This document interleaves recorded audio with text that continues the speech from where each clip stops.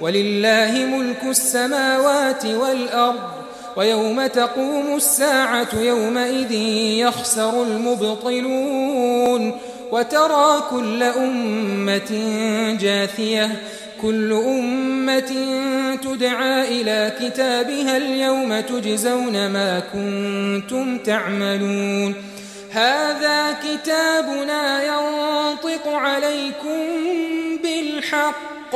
إنا كنا نستنسخ ما كنتم تعملون فأما الذين آمنوا وعملوا الصالحات فيدخلهم ربهم في رحمته ذلك هو الفوز المبين وأما الذين كفروا أفلم تكن آياتي تتلى عليكم فاستكبرتم وكنتم قوما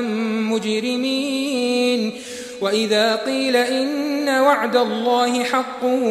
والساعة لا ريب فيها قلتم ما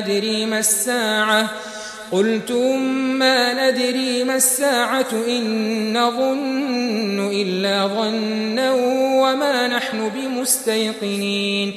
وبدا لهم سيئات ما عملوا وحاق بهم ما كانوا به يستهزئون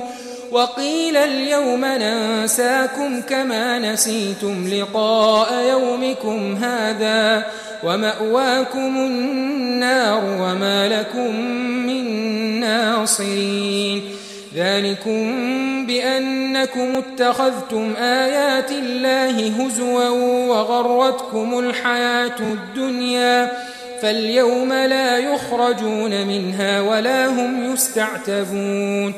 فلله الحمد رب السماوات ورب الأرض رب العالمين وله الكبرياء في السماوات والأرض وهو العزيز الحكيم.